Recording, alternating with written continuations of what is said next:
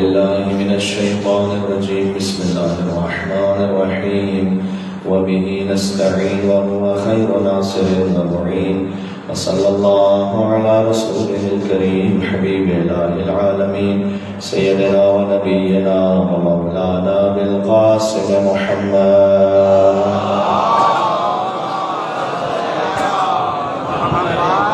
وعلى آله الطيبين الطاهرين المعصومين المظلومين. اللهم صل وسلم وزد وبارك على صاحب الدعوة النبوية والصولة الحيدرية والعصمة الفاطمية والحلم الحسنية والشجاعة الحسينية والعبادة السجادية والمآثر الباكرية والآثار الجعفرية والعلوم الكاظمية والحجج الرضوية والجود النقوية والنقاوة النقوية والهيبة العسكرية والغيبة الإلهية. صلوات محمد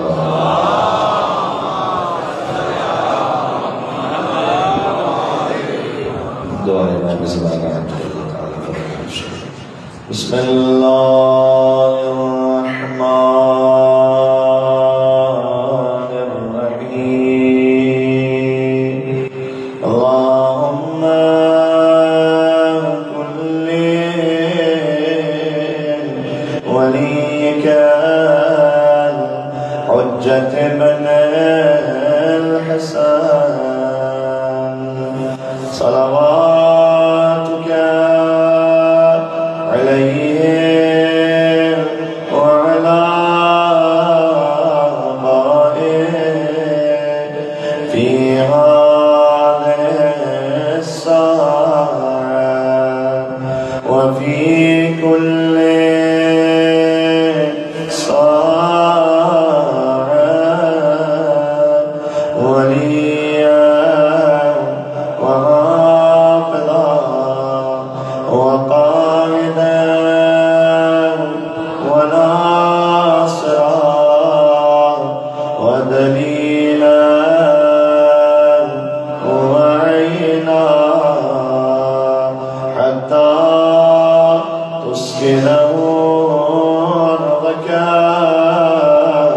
طوعا وتمتعه فيها طويلا.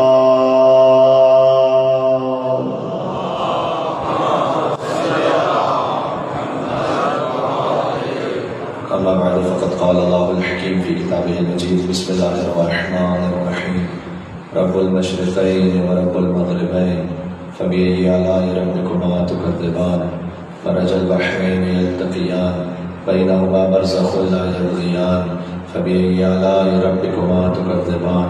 يخرج منهما اللؤلؤ والمرجان. فبأي آلاء ربكما تكذبان. نعرہ السلامات.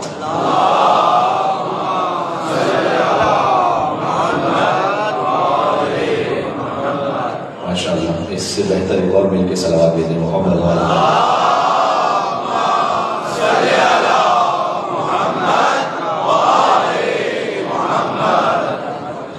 روایت میں ہے کہ حضور مکرم تشریف فرما تھے اور حسین بچپن کے عالم میں حضور کے پاس تشریف لائے. وعندہ ابی بن کعب. ابی بن کعب حضور کے پاس موجود تھے. وہ بیان کرتے ہیں کہ انہوں نے حسین کو جب حضور نے دیکھا تو فرمایا کہ مرحبا بک یا ابا عبداللہ یا زین السماوات والارضین. مرحبا اے ابا عبداللہ حسین، اے زمین و آسمان کی زینت حسین. مرحبا زمین و آسمان کی زینت حسین. مرحبا. ایک بات جو ہمارے اکثر جوان پوچھتے ہیں کہ مولانا امام حسین علیہ السلام کا جو لقب تھا ابا عبداللہ ان کی کنیت، تو ان کے کون سے فرزند جن کا نام عبداللہ ہے کہ حسین کو ابا عبداللہ کہا گیا؟ دیکھیں عربوں میں اور بالخصوص بنی ہاشم میں یہ طریقہ تھا کہ جیسے بچے کی ولادت ہو تو احترام کے طور پر فوراً ہی اس کی کنیت رکھ دی جاتی تھی. تو جب حسین بچپن میں تھے نا تو حضور اس وقت حسین کو کہا کرتے تھے ابا عبداللہ، ہے ابو عبداللہ حسین. اور اس کنیت کے پیچھے بڑے راز ہوتے تھے. ہم تو نام جب رکھتے ہیں تو اچھی نیت سے رکھتے ہیں، لیکن ضروری نہیں نام کا اثر بھی اس پہ ظاہر ہے. کتنے لوگ ہوتے ہیں جو نام کے تو شیر علی ہوتے ہیں، ہو سکتا ہے کہ بلی سے بھی ڈر رہا ہو، بیوی سے بھی ڈر رہا ہو، نام ہے شیر علی. تو نام رکھ لینے سے کوئی ضروری نہیں کہ صفت اس کے اندر آ جائے، لیکن جب اہل بیت کوئی نام رکھے تو ابو عبداللہ، امام حسین علیہ السلام کی کنیت ہے ابو عبداللہ. جو زائرین ہیں ماشاءاللہ مجھے پاس چہرے نظر آ رہے ہیں، ممبر سے دعا دے رہا ہوں کہ اللہ عز و جل اربعین حسینی پر اور عاشورہ حسینی پر ہر مولا کے چاہنے والے کو کربلا کی زیارت نصیب فرمائے. یہاں سے وہاں تک مل کر حسینی صلوات بھیجیں محمد و آل محمد.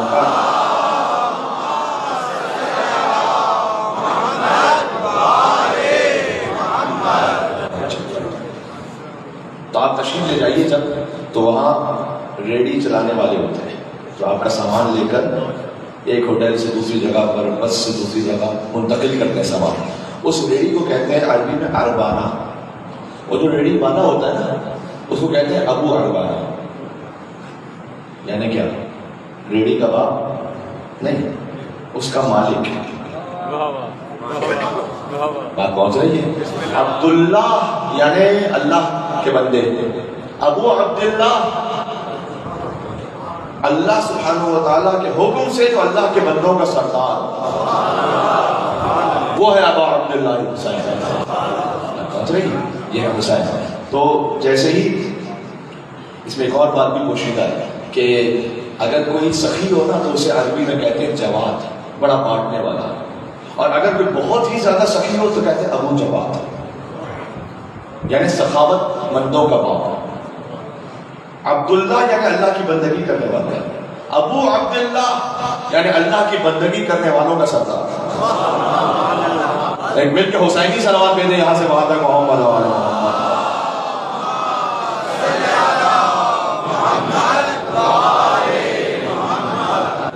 تو جیسے امام حسین تشریف لائے تو حضور نے کہا مرحبا بک یا ابا عبداللہ یا زین السماوات والارضین، اے ابا عبداللہ حسین مرحبا، اے زمین و آسمان کی زینت حسین مرحبا. تو ابی ابن کعب نے کہا کہ یا رسول اللہ، کیا آپ کے علاوہ بھی کوئی اور زمین و آسمان کی زینت ہو سکتا ہے؟ آپ اشرف مخلوقات ہیں، سید الانبیاء ہیں، کیا آپ کے علاوہ بھی کوئی زمین و آسمان کی زینت ہو سکتا ہے؟ تو اس وقت حضور نے فرمایا کہ یاد رکھو ان الحسین فی السماء اکبر منہ فی الارض. جتنا زمین والے حسین کو جانتے ہیں اس سے بہت زیادہ آسمان والے حسین کو جانتے ہیں. اللہ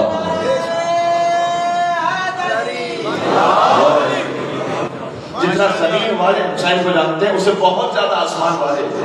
حسین جتنا زمین پر ہے اس سے اکبر آسمانوں پر ہے.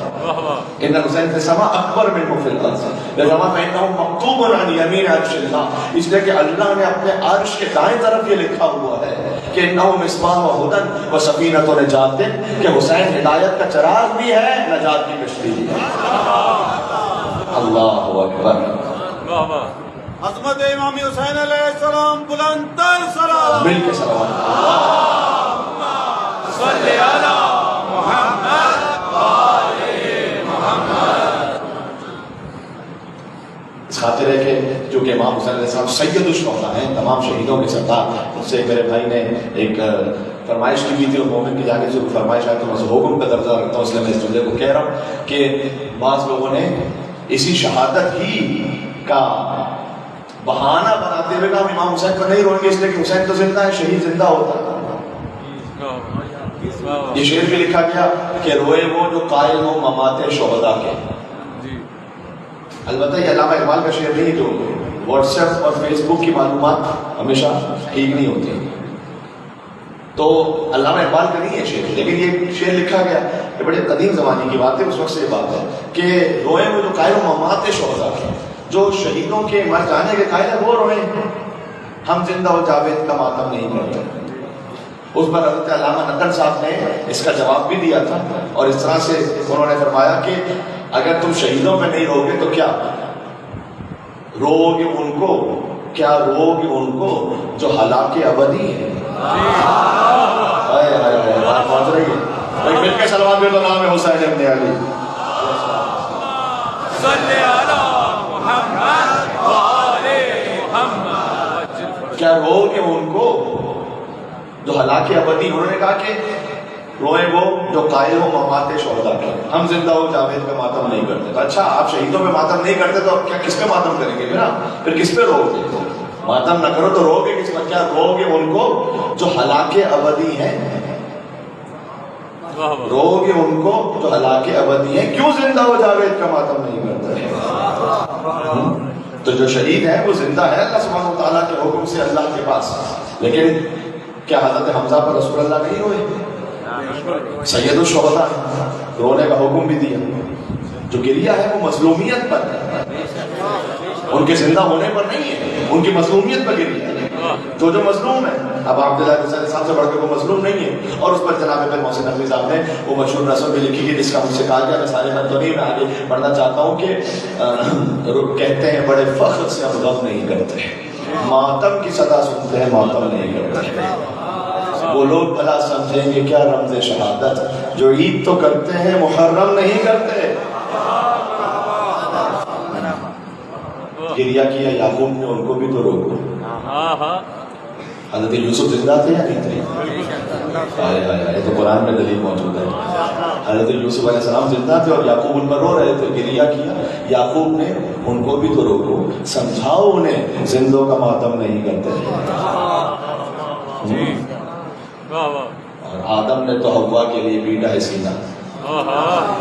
اللہ حضرت آدم علیہ السلام بھی رو رہے تھے حوا کے لیے، تو حضرت آدم نے بھی گریہ کیا. اس طرح سے وہ بیان کرتے کرتے آئے. اور اصل میں حقیقت کیا ہے؟ حق بات ہے یہ بغض علی کا ہے چکر. حق بات ہے بس بغض علی کا ہے چکر. تم اس لیے شبیر کا ماتم نہیں کرتے.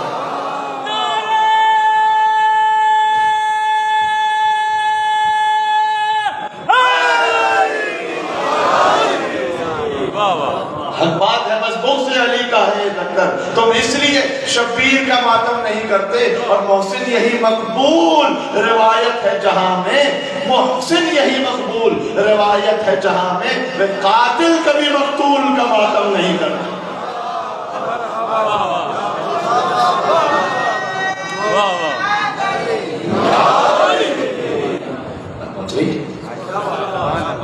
تو اب عبداللہ حسین علیہ السلام پر رونا آپ کو معنویت عطا کرتا ہے. خدا رحمت کرے. آگے جعفر آغا مجتہدی پر کہتے تھے کہ جتنے بھی معنویت کے راستے ہیں وہ سب امام حسین علیہ السلام پر گریے کے صدقے میں جاری ہوتے ہیں. یعنی جب آپ امام حسین السلام پر ہوتے ہیں تو جو ہے نفس کی کلینزنگ ہو جاتی ہے، تزکیہ ہو جاتا ہے، نفس خالص ہو جاتا ہے. کتنے مومنین نے جو آگے کہتے ہیں لیکن معجزہ نہیں امام حسین السلام کے غم کا کہ مولانا ہم آئے تھے اپنی کسی مشکل میں، کسی پریشانی میں تھے، گھر کی پریشانی میں، جاب بزنس کی پریشانی میں تھے، خاندان کی پریشانی میں تھے، لیکن آئے مجلس امام حسین علیہ السلام میں ہم نے علی اکبر پہ گریہ کیا، ہم نے علی اصغر پہ گریہ کیا، ہم نے شہزادی سکینہ اور شہزادی زینب سلام اللہ علیہا پہ گریہ کیا. مولانا ایسا لگا مجلس جب ختم ہوئی تو میرا وجود ہلکا ہو گیا، مجھے سکون مل گیا. واقعی جس کا ایمان سے تعلق ہو یہ گریہ اسے سکون عطا کرتا ہے. سبحان اللہ. اور امام حسین ان الحسین مصباح الہدی و سفینۃ النجات، حسین ہدایت کا چراغ ہے، نجات کی کشتی ہے. جب حسین پر رو گے تو خود بخود حسین ہدایت عطا فرماتا ہے، نورانیت عطا ہوتی ہے. کیا نہیں آیا ایک شخص اب عبداللہ حسین علیہ السلام کے پاس، اس نے آ کر کہا کہ اے فرزند رسول میں گناہ پر کنٹرول کرنا چاہتا ہوں لیکن کنٹرول کر نہیں پاتا، تو مجھ سے گناہ ہو جاتا ہے جتنا بھی روکنا چاہتا ہے. کئی مرتبہ ہوتا ہے کہ ہم وعدہ بھی کرتے ہیں کہ ہم آئندہ وہ کام تکرار نہیں کریں گے لیکن ہو جاتا ہے. تو فرزند رسول آپ ہدایت کا چراغ ہے، نجات کی کشتی ہے، آپ مجھے کچھ نصیحت کر سکتے ہیں؟ بڑا کام کا مسئلہ ہے، بالخصوص تنہائی میں. بالخصوص تنہائی میں دیکھیں ایک مرتبہ زمانہ پہلے وہ تھا کہ اگر کسی کو گناہ کرنا ہوتا تھا نا تو وہ اپنی عزت بچانے کے خوف سے وہ آبادی سے باہر جاتا تھا کہیں کہ کہیں کوئی دیکھ ہی نہ لے مجھے، تو وہ کہیں باہر جا کر دور دراز جگہ پہ جا کے گناہ کرتا تھا نعوذ باللہ. وہاں پر وہ بھی شرمندہ ہوتا تھا. لیکن اب یہ جو موبائل ہے اس پر ایسا شیطان غالب ہو چکا ہے کہ اب جس کو جتنا گناہ کرنا ہوتا ہے وہ اور اندر جاتا ہے اپنے کمرے میں. تو تنہائی بڑی خطرناک ہے. حدیث میں آیا ہے کہ جب کوئی تنہائی میں گناہ کرتا ہے اور اگر 5 سال کا بچہ وہاں آ جائے اور وہ سنبھل جائے، گناہ کو روک دے، تو اللہ کی آواز آتی ہے. حدیث کا مفہوم ہے اللہ کی آواز آتی ہے کہ اے شخص تو نے مجھے اس 5 سال کے بچے سے بھی زیادہ پست دیکھنے والا شمار کیا. جب میں تجھے دیکھ رہا تھا تب تو گناہ کر رہا تھا، لیکن جب بچہ سامنے آیا تو نے گناہ روک دیا. تو آیا اس نے کہا کہ مولا میں بار بار ارادہ کرتا ہوں گناہ نہیں کروں گا، وعدہ بھی کر لیتا ہوں لیکن گناہ کر لیتا ہوں، کوئی نصیحت کیجیے. اللہ اکبر. امام حسین علیہ السلام نے فرمایا، حسین ہدایت کا چراغ ہے، فرمایا کہ دیکھ ایسا کر اللہ کا رزق کھانا چھوڑ دے، پھر جتنے مرضی چاہے گناہ کر. اللہ کا رزق کھانا چھوڑ دے، پھر تیری مرضی جتنے گناہ کرنا کر. اس نے کہا فرزند رسول یہ تو ممکن ہی نہیں، یہ جو اللہ دے رہا ہے ہم وہی سب کھا دیں. ساری مخلوق اللہ کی لمحہ بلمحہ اللہ سبحانہ وتعالیٰ کی محتاج. امام من دابۃ فی الارض الا علی اللہ رزقها. زمین پہ کوئی چلنے پھرنے والا ایسا نہیں جن سے رزق اللہ کے اوپر نہ ہو. ابھی مولانا جو رزق کے حوالے سے گفتگو کر رہے تھے نا کہ رزق کے لیے آپ محنت کیجیے صبح سے شام تک، تو میں اس کا آیت پڑھوں آپ کے سامنے. اجازت ہے آیت پڑھوں؟ سورہ جمعہ کی آیت ہے. فَإِذَا قُضِيَتِ الصَّلَاةُ، کل جمعہ کا دن ہے نا، عاشر جمعہ لگ جائے گی. فَإِذَا قُضِيَتِ الصَّلَاةُ فَانتَشِرُوا فِي الْأَرْضِ وَابْتَغُوا مِن فَضْلِ اللَّهِ. جب نماز مکمل کر لو جمعے کی، وَإِذَا قُضِيَتِ الصَّلَاةُ فَانتَشِرُوا فِي الْأَرْضِ، گھر پہ بیٹھے نہ رہو، پھیل جاؤ زمین پر، رزق تلاش کرو، محنت کرو. کیا خوبصورت کلام ہے. وَابْتَغُوا مِن فَضْلِ اللَّهِ. جب اس محنت کے بعد کچھ حاصل ہو جائے تو اسے اپنی محنت کا کمال نہ سمجھنا، فضل خداوندی سمجھنا. یعنی محنت پوری کرو، پھر جو حاصل ہو وہ اللہ کا فضل ہے. کسی نے امام صادق علیہ السلام سے پوچھا کہ مولا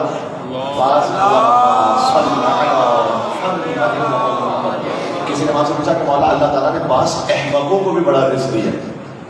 آپ دیکھتے ہیں آتا جاتا کچھ نہیں ہے لیکن لاکھوں میں کھیل رہے ہیں، تو یہ ایسا کیوں ہے؟ امام نے کہا اللہ نے احمقوں کو رزق اس لیے دیا ہے کہ جو عقل والے ہیں نا وہ عبرت پکڑیں کہ رزق فقط ان کی عقل سے حاصل ہونے والا نہیں، یہ اللہ کا ایک نظام ہے. اللہ کا نظام جانتے ہو کیا ہے؟ واللہ فضل بعضکم علی بعض فی الرزق. اللہ نے تم میں سے بعض کو بعض کا رزق فضیلت دی ہے. سورہ نحل کی آیت ہے. وَمَن الَّذِينَ فُضِّلُوا بِرَادِّ رِزْقِهِمْ عَلَىٰ مَا مَلَكَتْ أَيْمَانُهُمْ فَهُمْ فِيهِ سَوَاءٌ. تو جن تک زیادہ آیا تھا وہ پلٹا کیوں نہیں دیتے؟ ان کے پاس کم آیا تھا. فَهُمْ فِيهِ سَوَاءٌ. تقسیم رزق میں اللہ کا امتحان ہے، کسی کے پاس زیادہ کسی کے پاس کم. استعمال رزق میں سب برابر ہے. بات سمجھ میں آ رہی؟ فَهُمْ فِيهِ سَوَاءٌ، تاکہ استعمال کرنے میں سب کا برابر حق ہے. اچھا اللہ نے کہا فَمَن الَّذِينَ فُضِّلُوا بِرَادِّ رِزْقِهِمْ. تم پلٹاتے کیوں نہیں؟ یہ نہیں کہا دیتے کیوں نہیں. ایک چھوٹا سوال کروں آپ سے، آپ مجلس میں آئے ہیں یا پلٹ کر آئے ہیں؟ پلٹ کر کہاں جائیں گے؟ پلٹ کر انسان وہاں جاتا ہے تو اس کا اصل مقام ہوتا ہے. اللہ نے یہ نہیں کہا دیتے کیوں نہیں، اللہ نے کہا رزق پلٹاتے کیوں نہیں. یعنی حق تھا اس کا، آیا تمہارے پاس، اصل مقام تک پلٹاتے کیوں نہیں. یہ قرآن کی باریکی سمجھ میں آ رہی ہے؟ دیکھو قرآن سمجھ میں آئے گا تو پھر علی اور اولاد علی کے صدقے میں سمجھ میں آئے گا. تو یہ اللہ تعالیٰ کا نظام ہے. تو اب میں عرض یہ کرنے لگا تھا کہ امام نے کیا کہا کہ تو گناہ کرنا چاہتا ہے کر لے، بس اللہ کا رزق کھانا چھوڑ دے.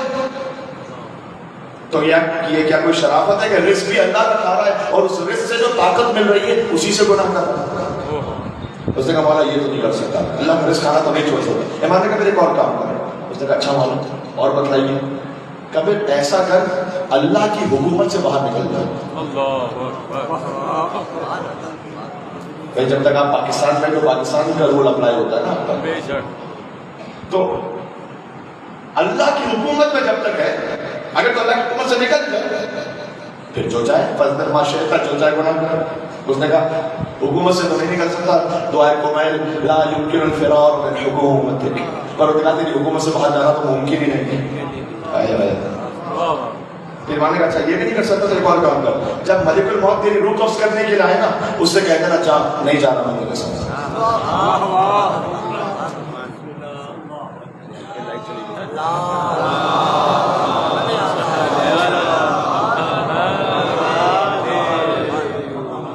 ایسے تو سلامتی علماء حق کا بلند صلوات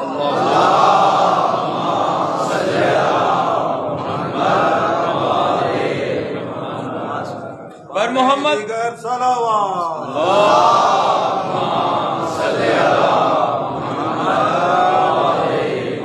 بر محمد و آل محمد صلوات.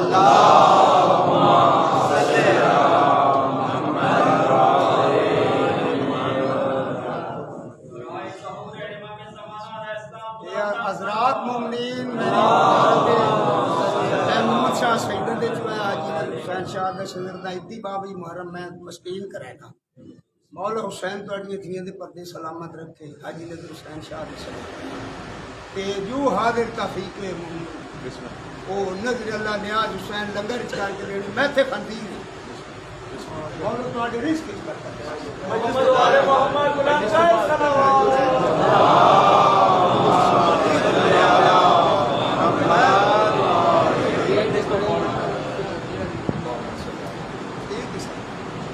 بر محمد و آل محمد صلوات.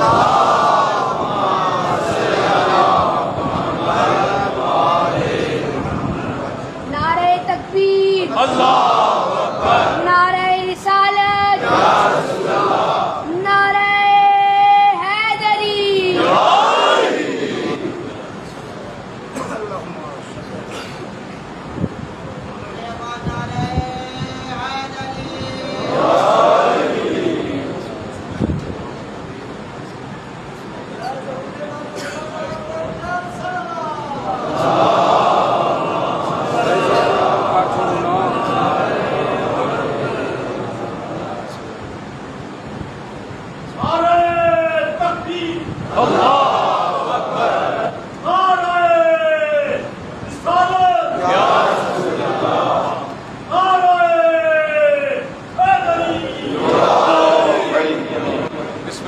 جزاک اللہ.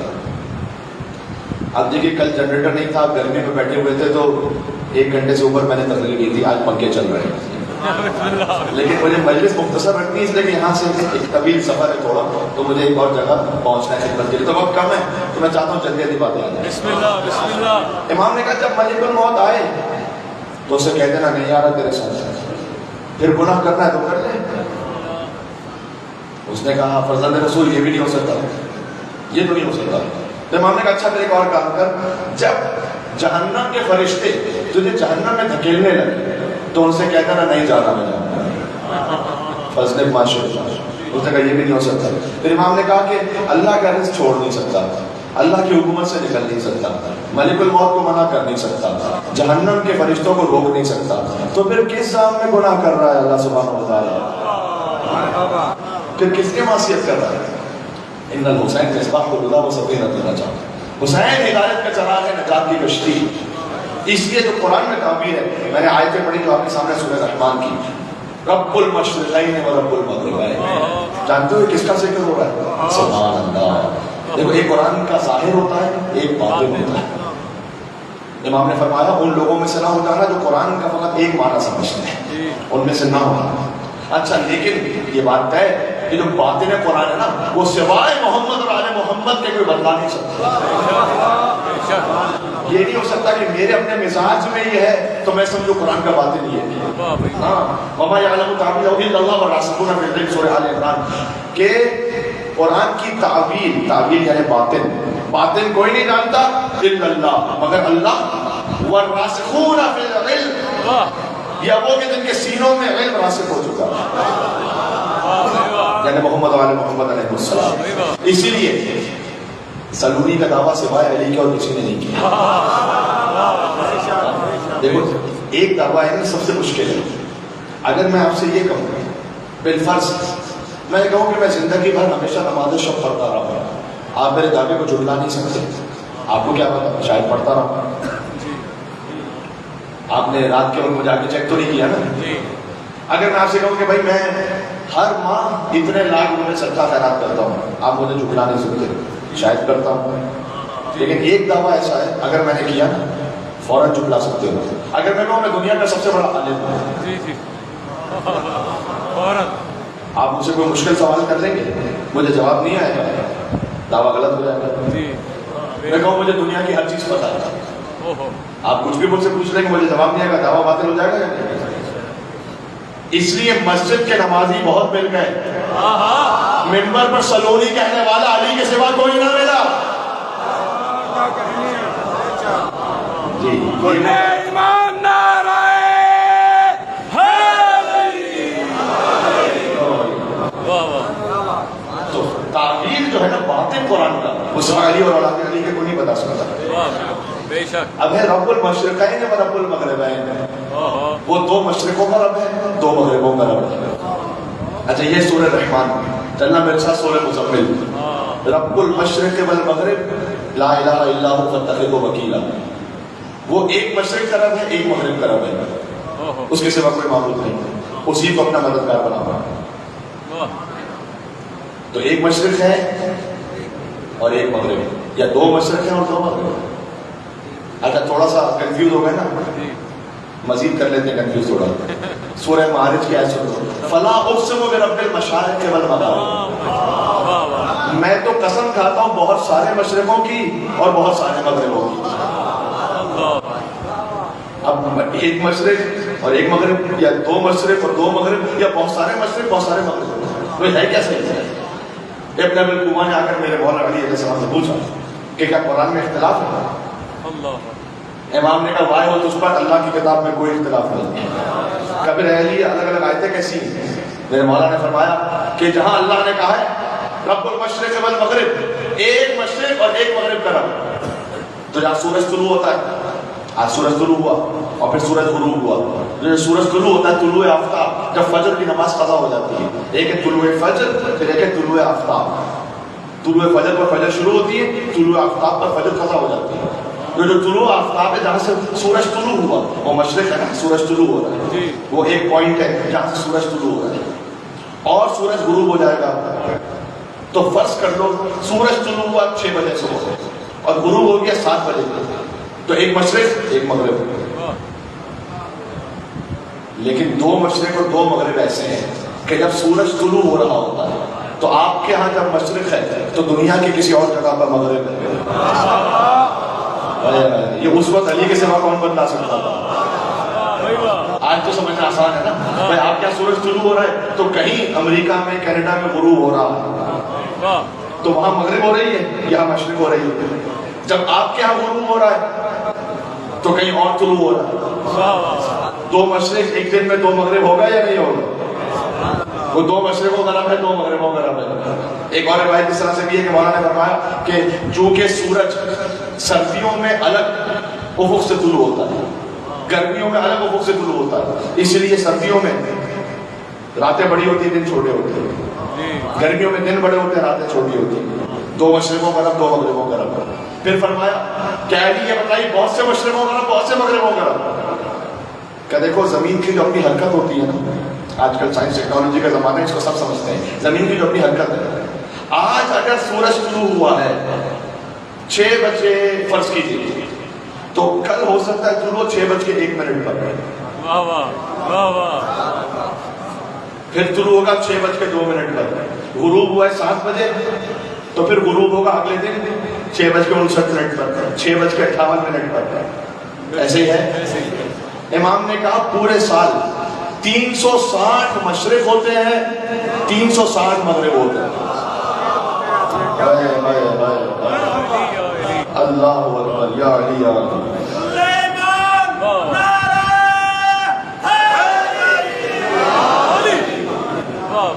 تو وہ ایک مشرق کا رب ہے, ایک مغرب کا رب ہے. دو مشرقوں کا رب, دو مغربوں کا رب, بہت سارے مشرقوں کا رب, بہت سارے مغربوں کا رب. پھر مولانا نے کہا یہ تو ظاہر ہے, کیا باطن بتاؤں؟ باطن کیا ہے؟ اچھا باطن سننا علی کے فرزند صادق آل محمد امام جعفر صادق علیہ السلام سے.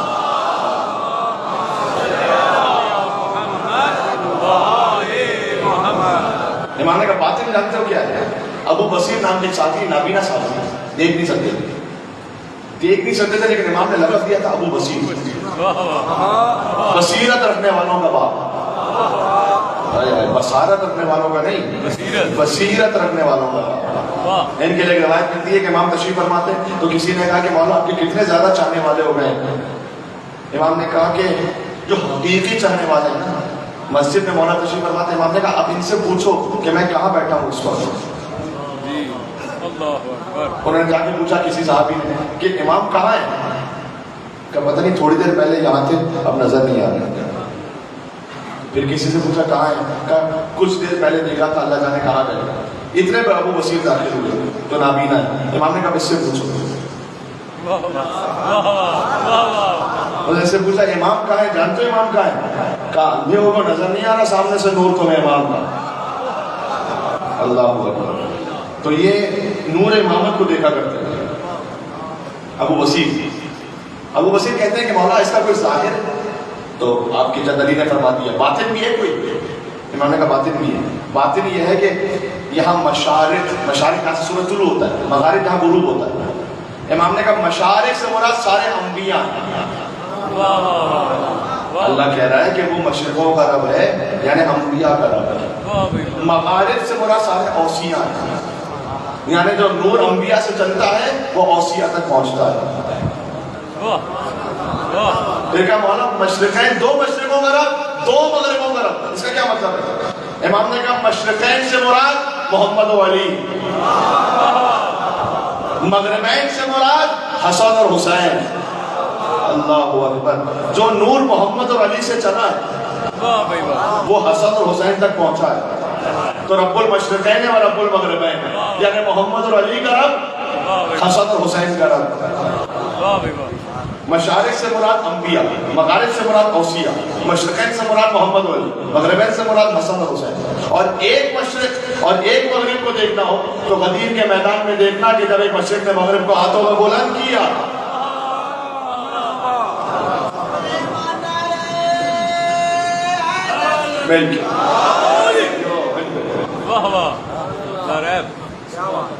دیکھو ایسے ہی ہے نا، مشرق سے سورج طلوع ہوتا ہے، پھر جب غروب ہوتا ہے تو مغرب ہو جاتی ہے. اگر آپ کسی بچے کو اٹھائیں تو کچھ بچہ نظر آ رہا ہو، کچھ آپ نظر آ رہے ہیں، لیکن جب آپ نے جیسے کو اٹھائیں تو پھر آپ نہیں نظر آ رہے، صرف وہ نظر آ رہے ہیں. یہ حضور نے سمجھایا ہے کہ دیکھو جب میں نظر آنا بند ہو جاؤں، فہذا علی مولا، پھر یہ ہے جو مجھے مولا مانتا ہے. سب کو سہمت نہیں دی کہ علی کو مولا مانے، کہ من کن تو مولا، جو مجھے مانتا ہے، جو مجھے مانتا ہے وہ مانے علی کو. سب نہ مانے، من کن تو مولا، محمد علی مولا. بات ختم کر دی علی نے. اس کا مطلب یہ ہے کہ جو کچھ محمد مصطفیٰ کو حاصل ہے سوائے نبوت کے، وہ سب کا سب علی مرتضیٰ کو حاصل ہے. بنص حدیث قرآن نفس رسول ہے. علی قطب عالم امکان ہے. عالم امکان کا خود سمجھتے ہو، یہ آخری جملہ کہہ رہا ہوں، میں جا رہا ہوں منزل مسائل سے. خود سمجھتے ہو، خود یعنی سینٹر. مولانا نے جو بلاغہ میں کہا ہے عالم امکانی، جو پوری کائنات ہے نا اس کا مرکز میں ہے. علی قطب عالم امکان ہے.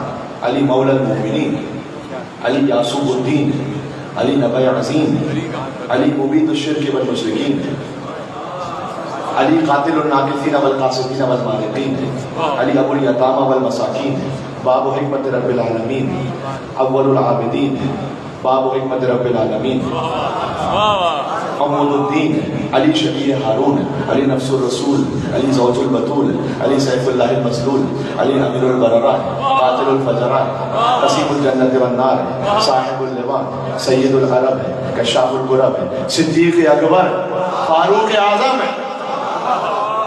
علی جی علی کرار غیر فرار ہے، برادر جعفر طیار ہے، حازم الاحزاب ہے، قاسم الاسلام ہے، معید الاولیاء ہے، مدر الاعداء ہے، اخطب الخطباء ہے، قطبۃ اہل القصاص ہے، ابو سید شہداء ہے، ممیت البدعاء ہے، محیی السنہ، سردار اعظم، سردار عرب، موضع العجب، لیث الغابہ، مصطفی الحسین، خلیفۃ الامین، زرغام، ابو الاحتام، مکی، مدنی، طالبی ہیں، ہاشمی ہیں، عروۃ الوثقی، لیث الغرا، ابن عبد المصطفیٰ مصباح الدجا باب حکمت اللہ ولی اللہ سر اللہ عین اللہ ید اللہ خازن علم اللہ اور حب علی رحمت اللہ اور بغض علی لعنت اللہ.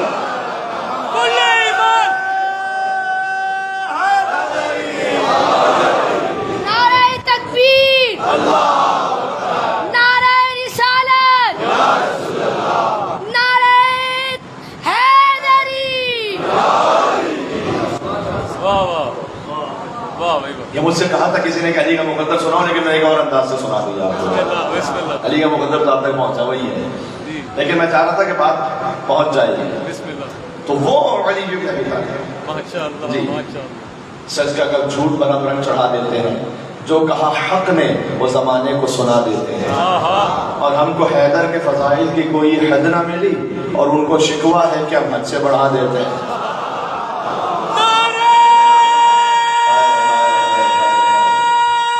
آخر تک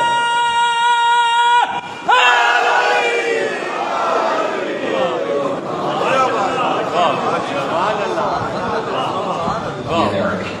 یا علی. بس عزیزوں، علی سے بغض ہے جو کربلا میں نکل رہا ہے، یاد رکھنا یہی حقیقت ہے. علی کا بغض ہے.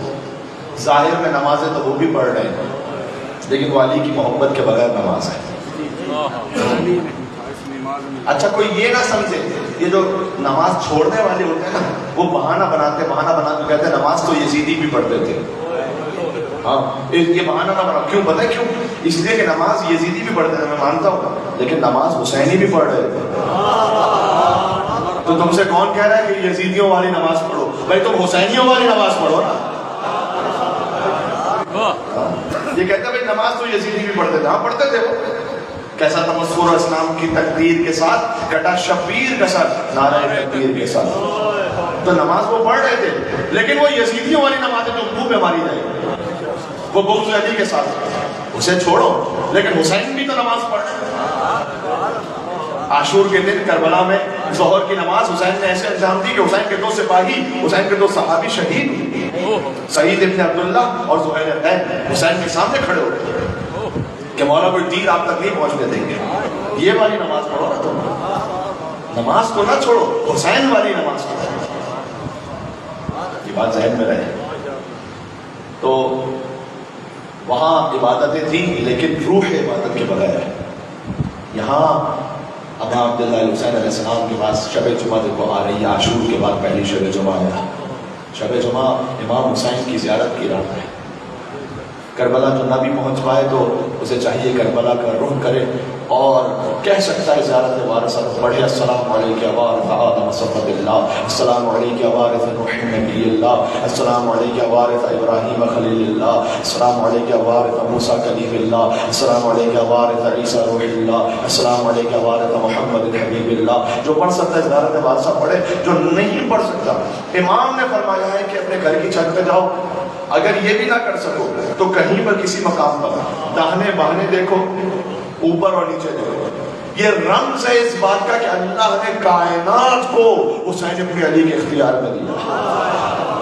اور پھر روضہ شبیر کا یعنی قبلہ رخ ہو کر کربلا کا رخ کر کے کہا السلام علیکم ابا عبداللہ، السلام علیکم ورحمۃ اللہ وبرکاتہ. یہ 2 جملے کہو. امام نے فرمایا کہ ایک مقبول حج اور ایک مقبول عمرے کا ثواب ملے گا.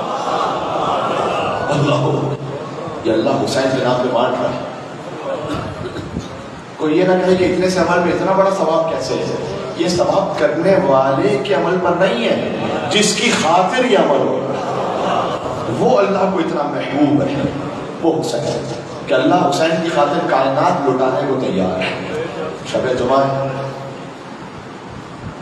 جتنے مومنین اربعین پر پیدل چلیں گے نا امام حسین کی زیارت پر، اللہ تعالیٰ نے مجھ حقیر کو یہ توفیق عطا کی ہے کہ اتنی بار انہوں نے کربلا بلایا کہ اپنے گنتی بھول گیا کہ کتنی مرتبہ یہ سعادت نصیب ہوئی. لیکن جب بھی جائیے غم کی ایک تازہ کیفیت رہتی ہے ہمیشہ. یہ غم کبھی ختم نہیں ہو سکتا.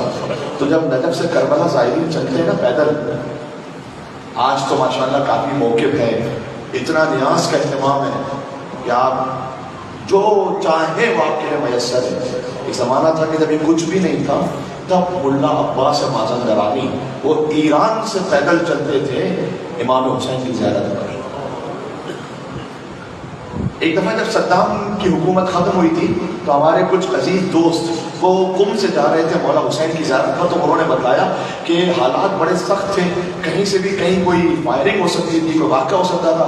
تو ہم نے دیکھا کہ ایک بوڑھا عراقی ہے جو ان سخت ترین حالات میں ہاتھ میں عصا ہے اور اکیلا یا حسین یا حسین یا حسین کہتا وہ پیدل چل رہا ہے۔ تو ہم فوراً اس کے پاس گئے، ہم نے کہا کہ حالات اتنے خراب ہیں، اگر کوئی واقعہ پیش آ جائے تو آپ کو تو یہاں کوئی پوچھنے والا بھی نہیں، کوئی آپ کو یہاں لینے والا بھی نہیں، کوئی آپ کو بچانے والا بھی نہیں، کوئی اطلاع کرنے والا بھی نہیں، آپ پیدل جا رہے ہیں اکیلے۔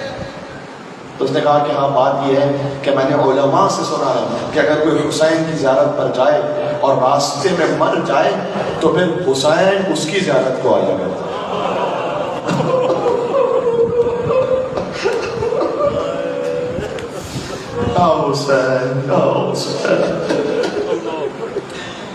تو ملا عباس پیدل چلتے تھے امام حسین کی زیارت پر، تو ان کے ساتھ ایک چھوٹا سا کاروان ہوتا تھا، چھوٹا سا، تو چل رہے تھے پیدل کہ شب جمعہ قریب آ گئی، جیسے اب یہی وقت ہے، میں چاہ رہا تھا موقع کی مناسبت سے مسائل تھا، بالکل یہی وقت تھا۔ تو اتنا تھک گئے وہ کہ سب بیٹھ گئے، انہوں نے کہا چلنے کی ہمت نہیں، کئی دن سے ہم چل رہے ہیں، تھوڑا آرام کریں گے پھر کل صبح کو چلیں گے۔ تو کچھ دیر بعد جب نیاز انہوں نے کر لی اور نماز پڑھ لی تو پھر کسی نے کہا کہ دیکھو شب جمعہ ہے، اگر ہمت کر کے چلو اور فجر سے پہلے پہنچ جاؤ حسین کے حرم تو شب جمعہ میں حسین کی زیارت نصیب ہو جائے گی، جب 1,24,000 انبیاء آتے ہیں حسین کی زیارت پر۔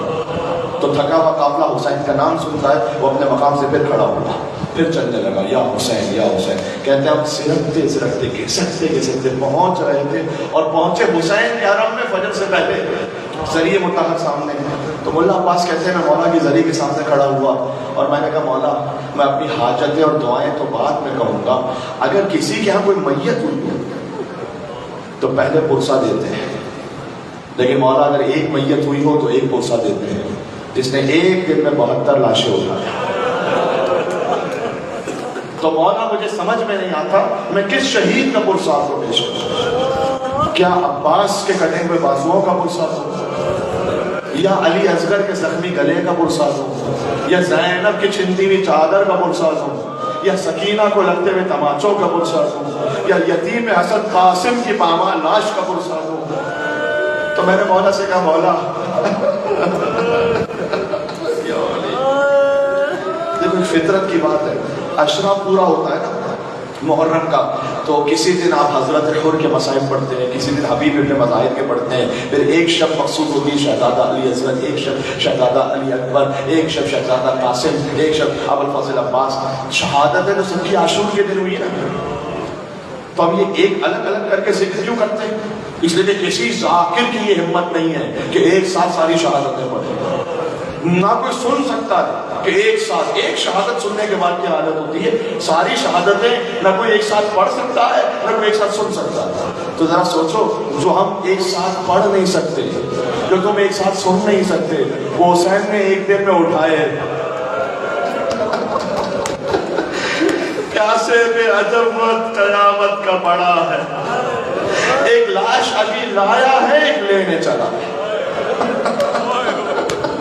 حسین کبھی اور محمد کو لے آتے تھے، پھر قاسم کو لینے چلتے تھے، پھر قاسم کو لاتے تھے اکبر کو لینے چلتے تھے، اکبر کو لاتے تھے عباس کو لینے چلتے۔ عجب مظلوم ہے امام حسین علیہ السلام۔ تو اس نے کہا مولا میں کتاب کھولتا ہوں، سارے میں مرثیے تو ایک ساتھ نہیں پڑھ سکتا، تو جس شہید کا مرثیہ آیا میں اس کا مرثیہ پڑھ دوں گا شب جمعہ۔ تو ملا عباس کہتے ہیں جیسے میں نے کتاب کو کھولا تو شبیہ رسول علی اکبر کا مرثیہ سامنے آیا۔ تو میں نے پڑھا کہ وہ کتنا سخت وقت تھا اس بوڑھے باپ پر جب جوان بیٹا اسے چھوڑ کر چلا۔ یا اللہ، دیکھو مجھے پوری شہادت نہیں پڑھنی، میں نے تو شب جمعہ کی مناسبت سے کہنے تھے 2 جملے تاکہ دل متوجہ ہو جائے، بس اس لیے میں تو کتنا سخت وقت تھا۔ علامہ ذیشان حیدر جوادی لکھتے ہیں جب اکبر چلے نا خیمے سے، ایسا لگا جیسے بھرے گھر سے جنازہ نکل رہا، बार बार खैमे का पर्दा उठता था, बार बार खैमे का पर्दा गिरता था, कोई दामन पकड़ लेता था। अब नहीं मालूम कौन दामन पकड़ता था, लेकिन इतना समझ में आता है कोई बूढ़ी या बुजुर्ग खातून होती या बड़ी खातून होती तो वो शाना पकड़ती। ये जो पकड़ रही थी ना दामन, ये 4 साल की बच्ची थी जो कह रही थी कि भैया हमें किसके सहारे छोड़कर जा रहे हो। ये हुसैन की सकीना। बहरहाल जब अकबर चले तो जैसे ही कुछ आगे बढ़े थे ऐसा लगा जैसे कोई आवाज आई हो। अब जो मुड़कर देखा बूढ़ा बाप। आहिस्ते आहिस्ते कहा बाबा अभी तो आपसे इजाजत लेकर आया था। यहाँ अहले इल्म भी तशरीफ फरमा, उनके लिए जुमला कहूँ, इस्तअज़ना अबाहु फ़अज़िन लहू। मक्तल में है कि जैसे ही अकबर ने इजाजत मांगी थी, हुसैन बकियों को मना करते थे, लेकिन अकबर को कहा जाओ। बस हाथों को उठाया, अल्लाहुम्मा इशहद अला हाउलाइल कौम क़द बरज़ इलैहि गुलामुन अशबह अन्नास खल्क़न व खुल्क़न व मंतिक़न बिरसूलिक। परवरदिगार अकबर जा तो रहा है, लेकिन तू गवाह रहना कि वो जा रहा है कि जो सूरत और सीरत, जो रफ्तार और गुफ्तार में तेरे नबी के मुशाबे है। जब मैं अपने नाना को देखना चाहता था तो अकबर के चेहरे को देख लेता। कहते बेतहाशा गिरिया हो रहा था। मुल्ला अब्बास कहते हैं वहां मैं मसाइब पढ़ रहा था, जब अकबर चले ना तो ज़मीन करबला पे तशरीफ लाए, अलैका मिन्नी सलाम, मेरा आखिरी सलाम। हुसैन उठे चले और फिर गिरे, फिर उठे फिर चले, कभी दाएं गिरे कभी बाएं गिरे। कहते थे उदऊनी या बुनैया, ऐ मेरे लाल मुझे आवाज दो, तेरे बाप को कुछ नजर नहीं आ रहा। हुसैन पहुंचे तो फवज़ा खत्तहु अला खद्दे, हुसैन ने अपना रुखसार अकबर के रुखसार पर रखा और कहा अला दुनिया बअदकल अफ़ा, ऐ बेटा आपके बाद दुनिया की जिंदगी जी कर क्या करूंगा।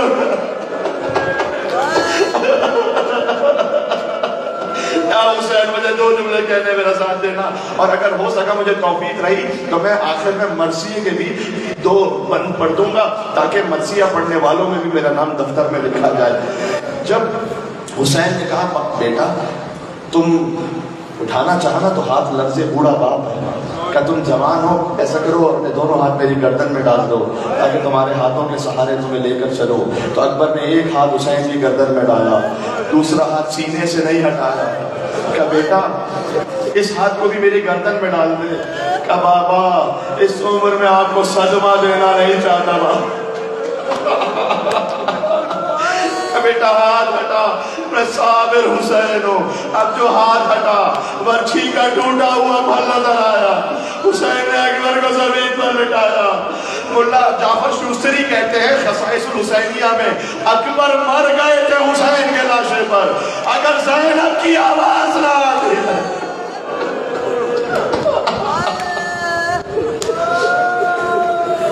हुसैन बर्छी के फल में हाथ डाला, अजब नहीं ज़बान हाल ने ये नजफ का रुख किया हो, या अली मदद। मौलाना अजहर हसन ज़ैदी साहब का तो नाम सुन रखा है यहाँ सबने। उन्होंने, मैंने सुना है कि हज़रत अली अकबर के मसाइब पर एक शेर पढ़ा, मसाइब पढ़ते पढ़ते ऐसा गिरिया हुआ कि बस फिर मजलिस वही मजलिस हो गई। देखो इसे समझना है ना थोड़ा सा कि हुसैन, हर बाप चाहता है मेरा बच्चा बच जाए ना। अब जब हुसैन कलेजे से बर्छी खींच रहे हैं तो अकबर का कलेजा ऐसे हिल रहा है कि अब हुसैन पर वो कैफियत है। हुसैन कहते हैं बेचैन हो तुम, दिल मेरा घबराता है बेटा।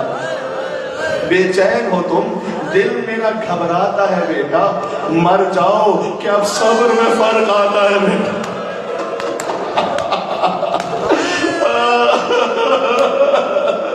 बनी हाशिम के छोटे छोटे बच्चे बाहर आए, हुसैन के साथ लेकर अकबर को चले।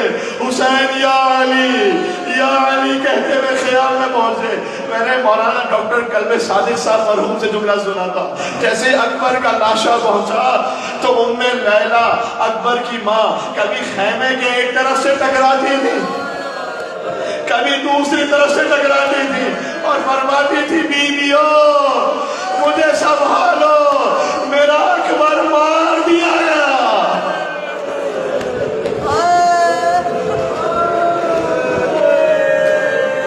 ये जुमला सुन लिया, मुल्ला ملا عباس آخری جملہ سنو، یہ جتنے خدمت کرنے والے ہیں، میں بالخصوص ڈاکٹر صاحب جن کی محبت مجھے یہاں لے آئی آپ کے پاس، ان کے لیے اور ان کے پورے خانواده اور بچوں کے لیے جو یہاں اتنا محنت سے اہتمام کرتے ہیں، میں جملہ کہنے لگا ہوں. ملا عباس کہتے ہیں میں نے مصائب پڑھے علی اکبر کے ذریعے کے سامنے گریا ہوا، میں مسافر خانے آ گیا واپس. اب میں آرام کر رہا تھا کہ میں نے خواب میں امام حسین علیہ السلام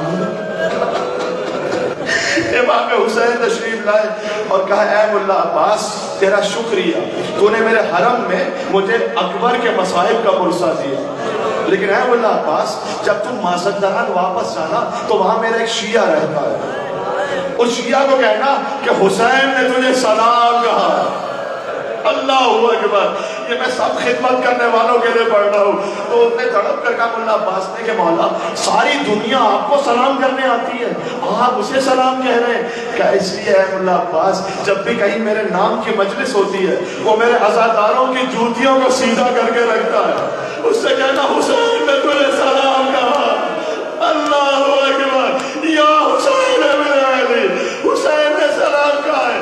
آخری جملہ کہ اور اے ملا عباس آئندہ شب جمعہ میرے حرم میں علی اکبر کے مصائب نہ پڑھنا. تو میں نے کہا مولا کیا میں نے خطا کر دی، غلط پڑھ دیا؟ کہ نہیں تو نے ٹھیک پڑھا، لیکن ہر شب جمعہ مدینہ سے میری ماں فاطمہ الزہرا میری زیارت کو آتی ہے. جب سے تو نے اکبر کے مصائب پڑھے فاطمہ الزہرا کو غش آ گیا، اکبر کی دادی میں ہوش آ گیا.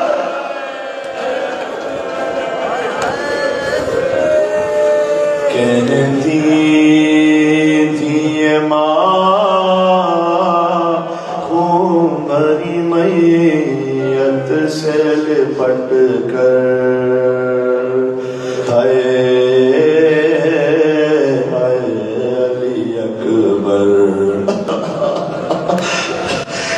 تقریباً سب نے سنا ہے. شہزادہ علی اکبر کا پرسہ ابا عبداللہ حسین علیہ السلام کی بارگاہ میں ارمان تھا پہناؤں گی پوشاک شانی، افسوس کے راسائی نہ تجھ کو یہ جوانی، کیسا تھا مقدر اے علی اکبر.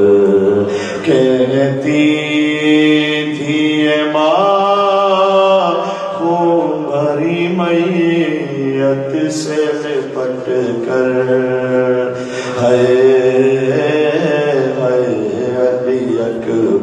ایک مت اور پڑھتا ہوں. تم ہچ کیا لے کے جو دم توڑ رہے ہو، موما سے ہمیشہ کے لیے موڑ رہے ہو، کیوں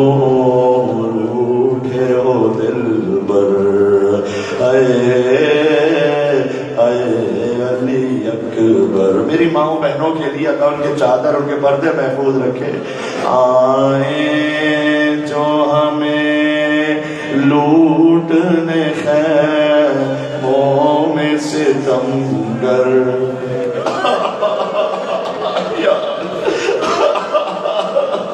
آئیں جو ہمیں لوٹنے خیموں میں ستمگر، ماں دے گی صدائے علی اکبر، علی اکبر، چھن جائے گی چادر. علی اکبر.